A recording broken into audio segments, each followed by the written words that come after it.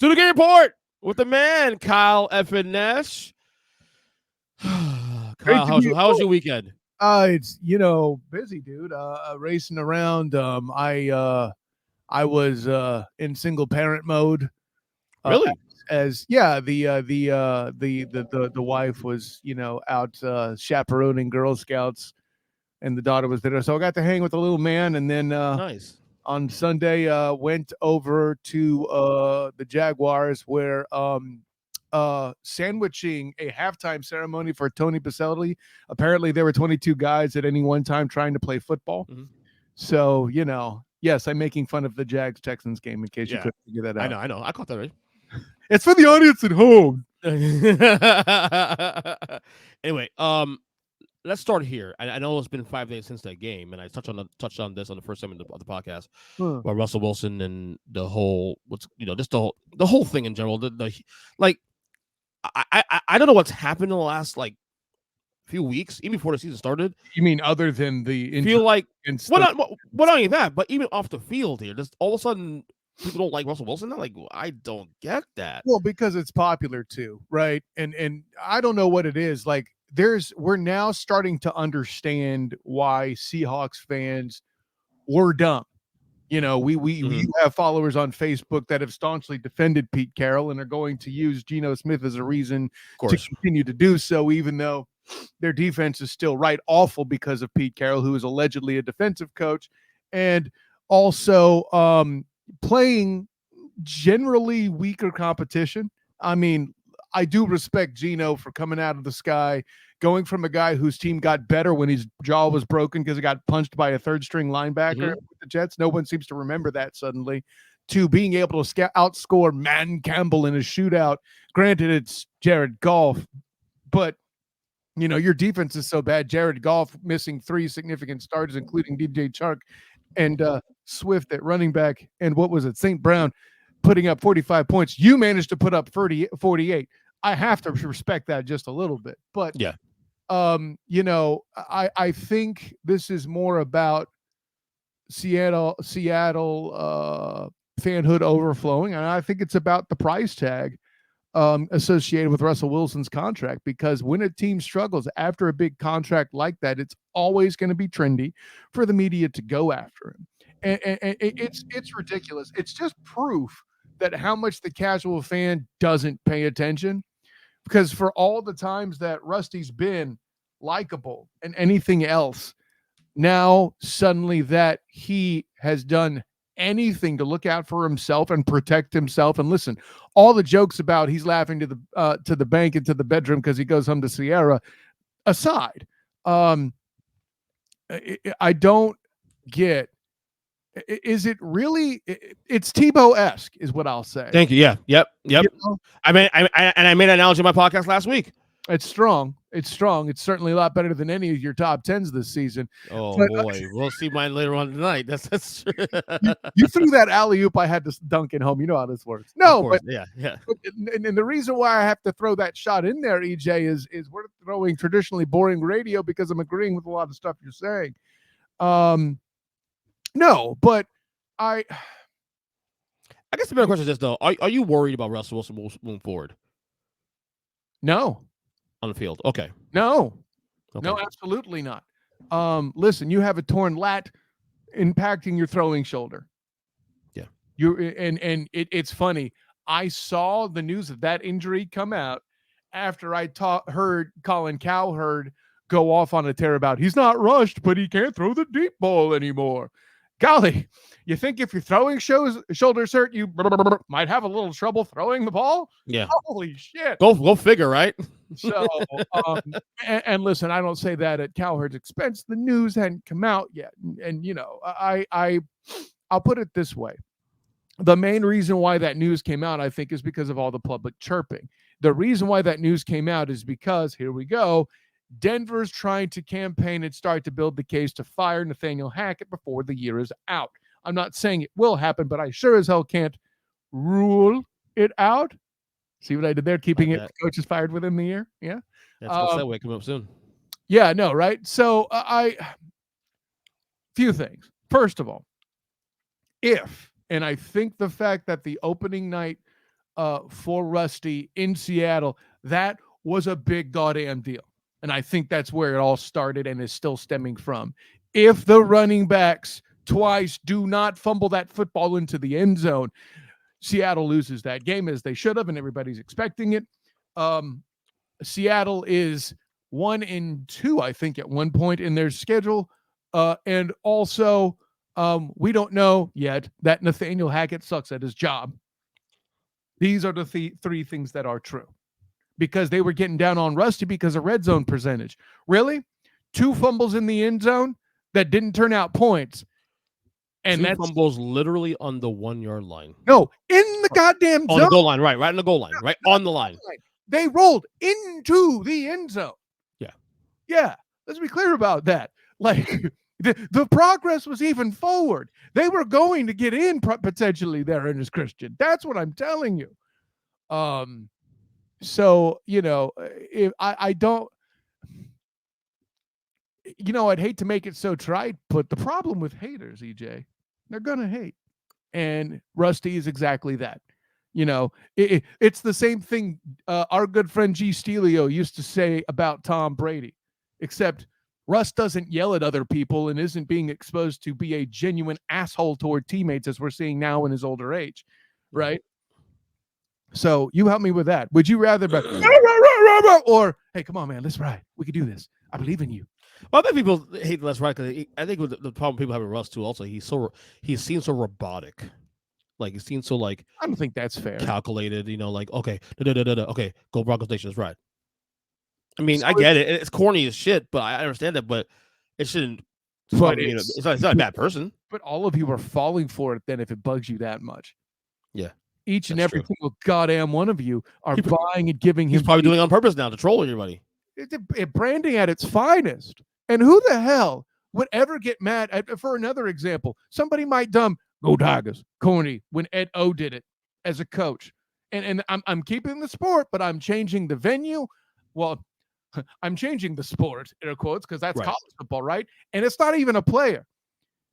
But Orgeron is a goddamn brand, even after coaching, because of Go Tigers.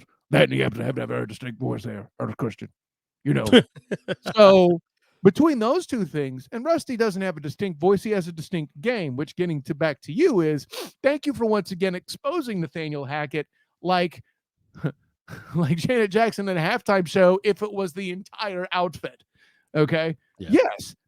And you want to know when it went best for the Seahawks? When, against the 49ers, of course, when he wasn't hurt and he basically said, yeah, this is my game, and took his ball, and I would have said, well, yeah, to the house, went home, same difference, Mm-hmm. Yeah. All right, we touched on, you teased a little bit on the last thing here. Matt Rhule fired as tried to say out on the mat. Yeah. I text you guys during our Sunday sessions on text before the game saying if that game got ugly, I see Matt Rhule getting fired next Monday morning, and everything played out as such. Yeah, and it still doesn't make any sense. You expected Baker Mayfield to do well against probably the best defense in the NFL? No, it doesn't make any damn sense. And does Carolina have a bye week or something this week? I don't remember seeing that. Why? I don't think so. Why are you giving this man $40 million extra? Does he tick you off that much? And if he does, okay. But unless he was one of the people in the front office that campaigned for Matt Rhule, and I don't cover the Panthers that closely. I mean, let's be honest, when it comes to the Panthers, other than Baker Mayfield coming to town and becoming somehow the second best quarterback in the NFC South there, according to the paper, right? As you, me, I, and everybody seem to tease, which, by the way, Marcus Mariota is the second best quarterback in the division. Weird. Anyways, so yeah, no, I don't get why you chose then precisely, but I mean, like I was about to say, the other than Baker Mayfield coming to town, the main reason I paid attention to the Panthers was watching the injury sheet to see when Christian McCaffrey was going to get hurt again. Yeah. 11-27 with the Panthers in 4 years. 4 years of this contract, $40 million to be paid. Will he be back in college? Of course. And when? You sooner wait than later, right? Like how many schools are clamoring that they need to? Well, I mean, some have already parted ways with it, right? In Nebraska, maybe. in Arizona State, I was going to go to Scott Frost in Nebraska. That has been floated. I'm not against it. I was, chatting in my press conference, waiting for a head coach of UCF, Gus Malzahn, to come out, and part of my responsibilities for the black and gold banneret. Bing! And I was talking to the Orlando Sentinel's Jason Beatty, who actually dropped that suggestion on me, once we heard the news officially there while waiting for Gus to come out. So obviously, I already made the can't rule that out, but it's too appropriate. So that's why I did the subtle Dr. Evil finger for those that are listening on the pod. I didn't do the full on with the voice and the thing, But, you also forgotten my role as Huddle Up's voice actor. Bing! That's right. That's there that we're on. But yeah, so the next question becomes, and it's just like Nebraska. It's ironic that the Carolina Panthers and the Nebraska Cornhuskers have the same problem. Who the F wants this job? Honestly. So there's that. Yeah. And by the way, there is no bye next week. They play the Rams. So yeah, sounds great. I mean, maybe the Rams are spiraling that much in the eyes of the Panthers front office, and if they think so, I mean, losing to the Cowboys with a backup quarterback certainly would think that. But yeah. Yeah, speaking of the Rams, both Super Bowl teams last year, Rams and Bengals, are now 2-3. Between both of these teams, which team will concern you more? I mean, the answer to this should be obvious to you or anybody that pays any attention. I mean, first of all, please take note of my Aaron Evans original painting of my silhouette playing offensive line. Based on that information alone, okay, that might be confusing, actually, because the Bengals offensive line hasn't performed as they have.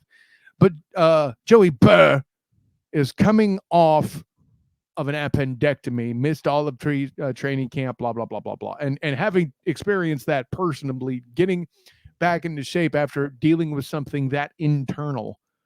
And I'm assuming and whatever I did was probably minor to whatever he endured. I only had I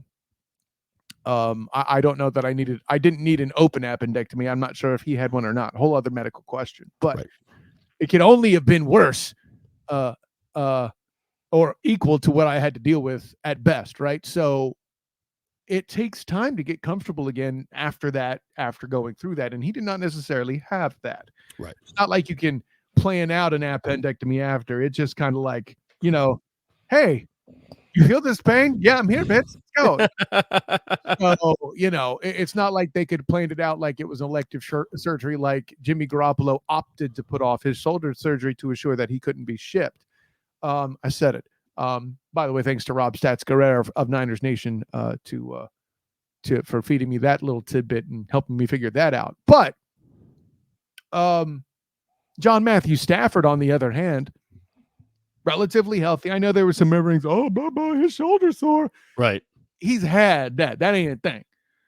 And all the noise surrounding the Rams and what's going on, how despite Aaron Donald, the defense is stepping back. I knew that Andrew Whitworth's departing would be an impact. I did not think it would be this big an impact. Good gravy. Yeah, I agree. That I wasn't ready for that, and I am prepared to start taking seriously people who were beginning to take their victory laps for the Rams missing the playoffs. They were doing it. A lot of the people that were doing it were simply using the word Super Bowl hangover. But if they had said to me, hey, I think Andrew Whitworth's missing is going to hurt more than you think, then I'll take their victory laps more serious. There we go. Get it out. Yeah. Oh, geez. Most people just did it because of the Super Bowl hangover. Not that that's a bad reason, but yeah, it's Andrew Whitworth's departure. That's definitely the biggest deal out of all of this. Yeah, I'm with you on that one. All right, one last NFL thing. I want to do. We typically do this normally at the closer to the end of the season. The last couple of weeks, we do like a playoff locks. So, what we'll do?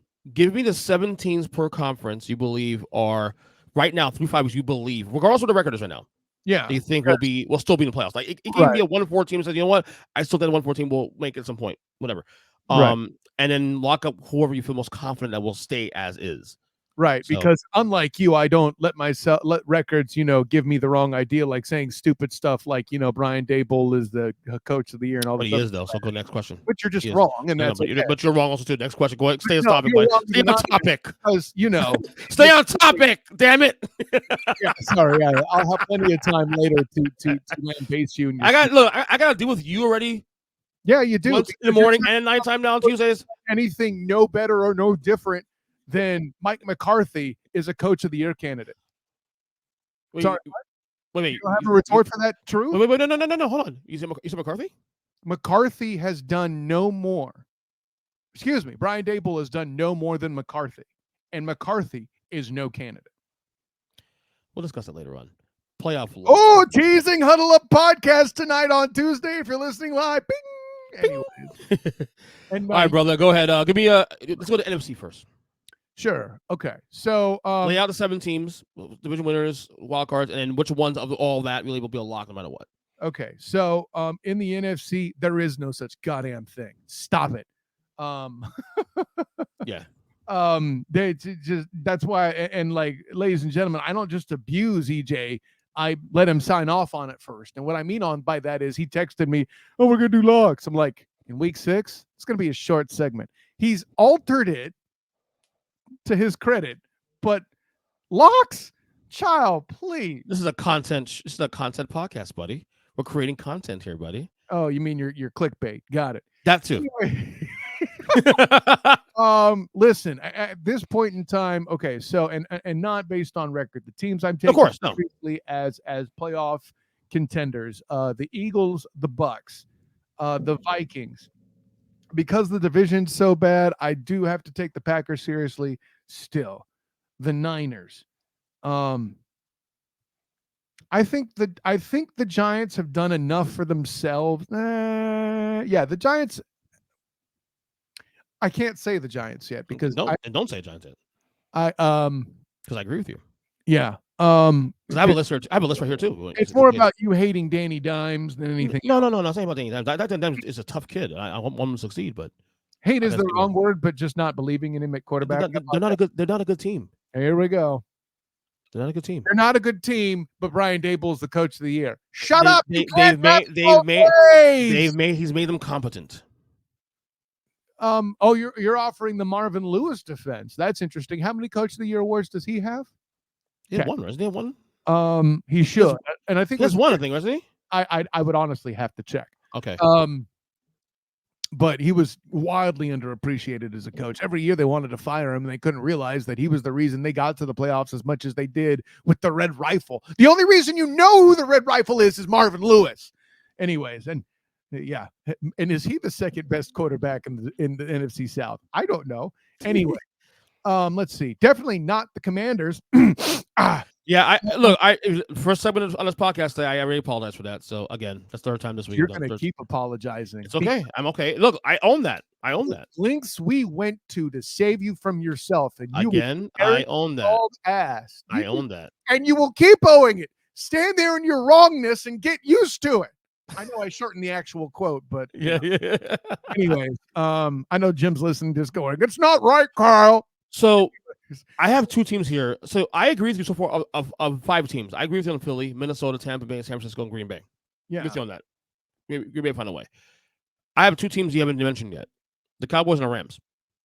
Well, no. Yeah, the Cowboys, God, it's really hard for me to sign off on that because I feel like when Dak comes back, McCarthy's going to go back to making the same mistakes he did. When Dak comes back, he needs to make sure he keeps the same game plan. Yeah. I don't know that will happen. Now, granted, Dak has the distinct advantage by pure accident to come out potentially facing the Lions and the Bears back-to-back as his first 2 games, which is the smart thing to do, frankly, if you're bringing back your franchise quarterback. Wait, whatever. Let Cooper Rush handle the how you say, the difficult game. Mm-hmm. And I forget what the game is before that off the top of my head. Sorry, I'm not hip to the Cowboys schedule like you are, Cowboys. They got Eagles this week, though. The Eagles this week. Walks right into it. Thank you, EJ. No, I know they have the Eagles next week. I think it's the week after I'm looking for. Okay, so right now. Give me a second. But while you very unsubtly look it up and not give me an opportunity to stage perform here. Okay. No, I'm joking. Here's where I'm at. All the silliness aside, for Lions and Bears after that. So at home. So it is after Lions and Bears at home. So if they get to the Eagles. So Cooper takes on the Eagles, ride the hot hand that just beat the Rams. I think that's a smart strategy. Ease Dak back in with 2 cupcake games. It's really sound. I like that. Here's the problem. If Dak even sniffs a struggle, here these mofos come, man. Mm-hmm. You know. Mm-hmm. And I'll leave that at that. Now, I guess as much as I don't like it right now, because their schedules are awful, and you know how I'm handcuffing myself to schedules in my prediction. It's mm-hmm. how I roll. It's hard for me to bet against either. Well, you know what? Here's what I'm going to throw in. No, actually, I can't do that because their defense is bad. I might have thrown in Seattle if they could play better defense. And just I can't believe in Geno like that yet. Not to mention they have yet to actually win a division game. We'll see what happens with the Cardinals. But if the Seahawks lose that, the party's over with Geno. Like right. They're going to start turning on him. Right. You couldn't beat the Cardinals. They're so bad this year, even though they're not as bad as advertised. And I tried to tell you about that the other day. I believe that conversation came up on a pod as well. I might have been football is awesome, but I'm stalling my ass off. I know. I wasn't ready for the 17 question. You kind of pulled that out of the sky, hippie. So I'm good for that, buddy. For now, and see, this is why I hate it. The NFC East is not the best division in the NFC. I agree with you 100%. I agree with you 100%. I'm not there yet. You know, they're just like the Pac-12 or the ACC. Mm-hmm. They beat on each other and get a high record for it, and then when they actually play somebody, they get walloped. You know. Well, everybody's looking at this as aesthetics, and I get all that. But if you put that division against the AFC North, I would still think the AFC North is better. Top to bottom. 100%. And in the NFC West, forget it. Well, yeah. So I'm with you. I'm gonna go Rams and Cowboys, my other 2 teams for the time being. Yeah. The reason why the Rams are a tough answer, and not that that's a bad one, is it's really hard to account for the AFC West later in the season. What would they play later on the year? Right. How much they learn. I mean, I wasn't ready for Hackett to be this bad, I'll be honest. Yeah. You know, but the Chargers getting healthy is a problem for the Rams. The Raiders came out and gave Patrick Mahomes II a show, and it could have been argued Josh McDaniels lost that game. Mm-hmm. Whole other question. Yeah. So it's hard to account for that on the Rams schedule. That's tough. So yeah, you know what? I think you crossed me over. I will take the Rams and the Cowboys for now, as much as I don't believe in them. Right. Like I said, MC's wide open. I mean, I think Arizona's still a team to really, that's the big question mark, because clearly when they're on their game, they can compete with some of the best teams in the league. You saw against Philadelphia, that game was a game. They should have tied that game with overtime and all that, but we saw that played out. Yeah. So we'll see. Barring injury, I will lock the Eagles. So the blood of Jalen Hurts will unlock their pick. I'm locking the Eagles and the Bucks and the Niners. And I'll tell you why. Because the Niners, whether or not they'll walk or not, I trust them. To me, they're a Super Bowl contender. I don't care what you say. They're a Super Bowl contender. Philadelphia? That's asinine. You have to score the football at some point. Okay. They find a way to get the job done. Again, they find a way. And then until they prove me wrong and prove everybody else is wrong, I'm going Niners. When they actually have to play somebody good. Okay, yeah. I understand.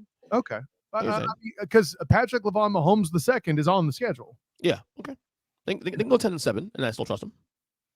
Well, I have them going 10-7. Well, there you go. And next year the playoffs. I have them as a playoff team. So, like, for all the let's clear up one thing real quick. Okay. I had the Niners going to the playoffs anyway. Yeah. So again, like I say the same thing. Like I throw questions out about the Eagles earlier in the season. I have them making the playoffs. So this isn't me saying the Niners are bad. It's a locking argument now. Chill your butt. Okay. AFC, go.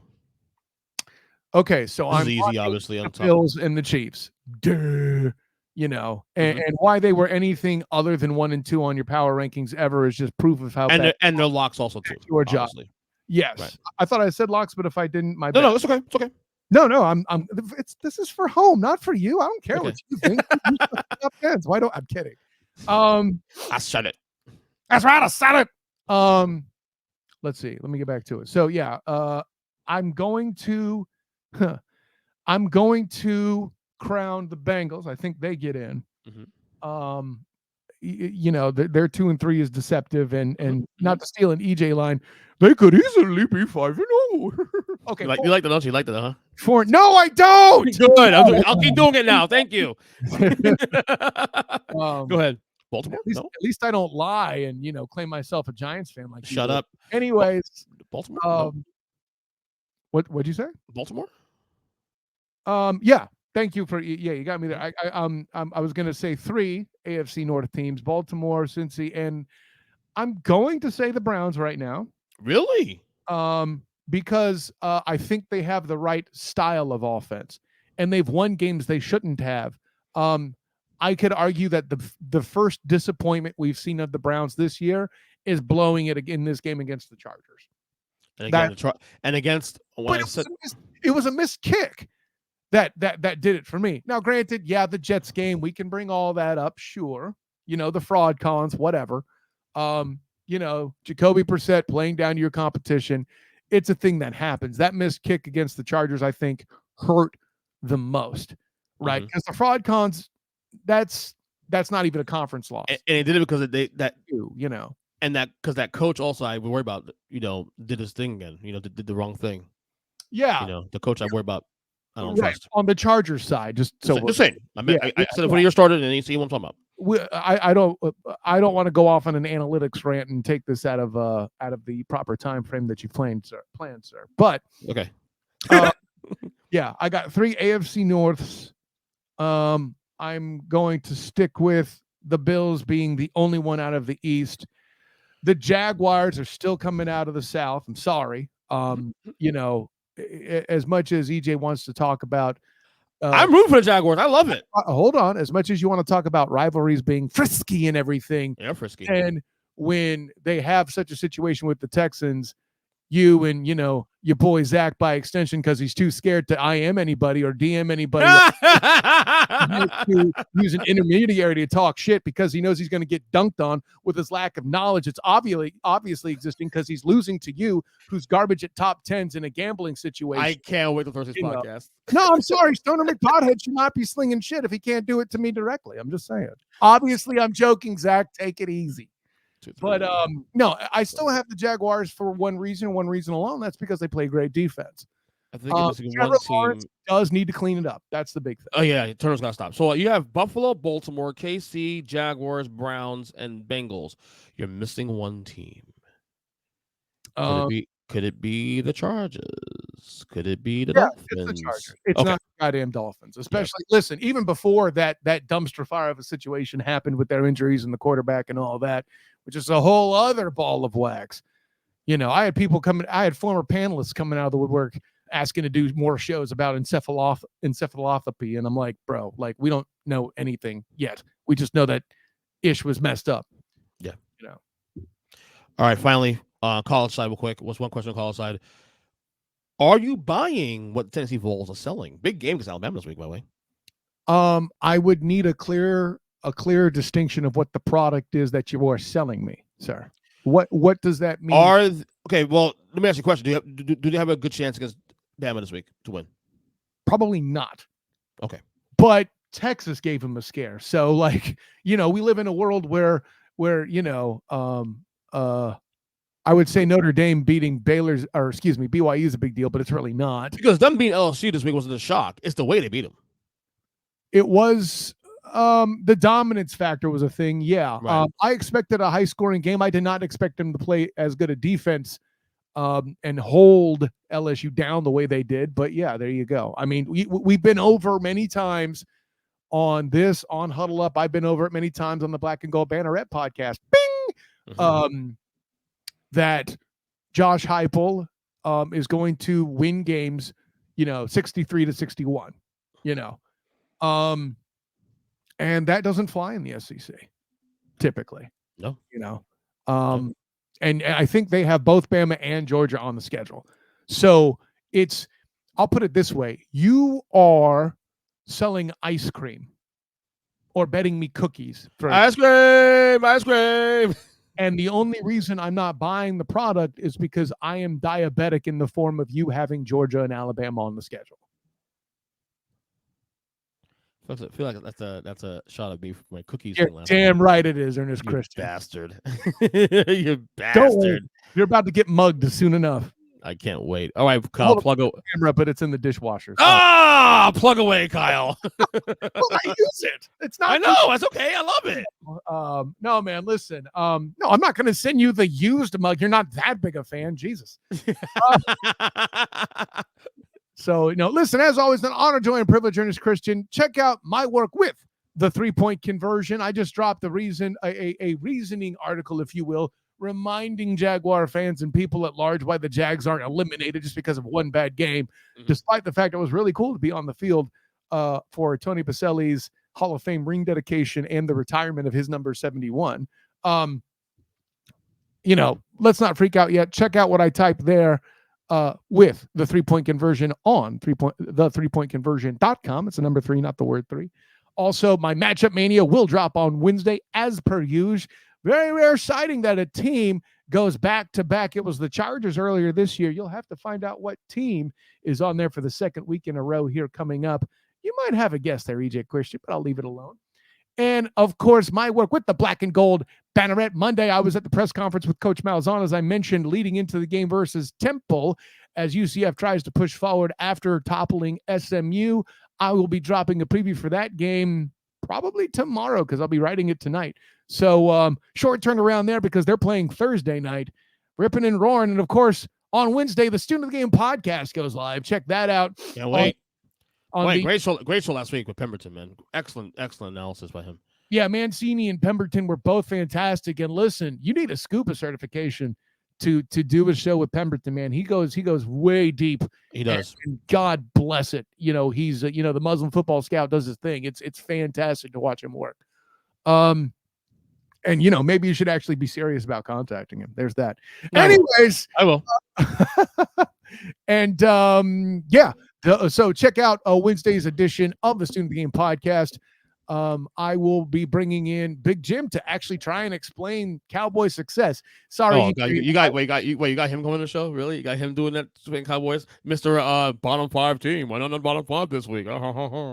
He's gonna hear this. He's gonna hear this. He's gonna hear this and then text me like, "You asshole." I can't make the jokes now because you ruined them all, and they're all gonna see him coming, including Jim. Way to go, jackass.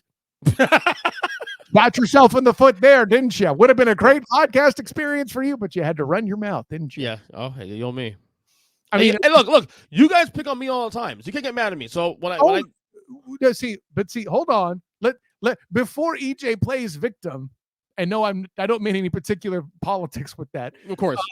Before EJ plays victim, you've seen me dunk on Jim and Matt too. Let's not act like there's not equal opportunity. But they all dunk on me. You all jump on me all the time. I'm not the easiest target in the whole world. Because your top 10 suck. Granted, there's not as bad as some other people's, but Exactly. Some guys that you work with, but we'll go there. Whoever do you mean, EJ Christian? Oh, I mean, who did the 2-point conversion top 10 last week? Well, you obviously read it. Do you know who it was? No, but it was bad. I'm not going to throw my teammates under the bus. There you go. Well, okay. Well, no, that it was terrible. Yeah, I love the fact that my Giants are in top 10. They're not a top 10 team, though. They're not. Neither are the Dolphins. Neither were the Dolphins. Not anymore. I warned you about the past. I tried to tell you, but you wouldn't listen. Wait till you see my top 10 this week. Can't wait. I bet you took the Packers completely out, you overcompensating hippie. Anyway. I might have. Oh, look at this. This is more teasing than I've ever done to you on a show, and I like it. Ooh. Sounds kind of dirty now. Anyways, of course, check out my work as well with Demosthenes Euclid on the Hilarity by Default YouTube channel, doing the required viewing show there as well. Check that out on the Hilarity by Default YouTube page. And of course, my work with A7BN Sports, old school 101.com, Captain and Company morning show with Captain Chris Hill, doing the proverbial damn thing, as they say, as well. Ernest Christian, honor, joy, and privilege. And don't worry, if your Giants take care of business this week, you might find yourself on the Student Game Pod. Just unfortunately, don't look up for it on Spotify right now because Anchor, who's allegedly native to Spotify, is not posting my new episode. So that's fun. Any tips, by the way, hit me up on Twitter, DM me, whatever. I could use the guidance because I have no idea how to fix that trash. But yeah, always good to be aboard. I will see you later tonight as we are recording this. And until next time, brother, class dismissed.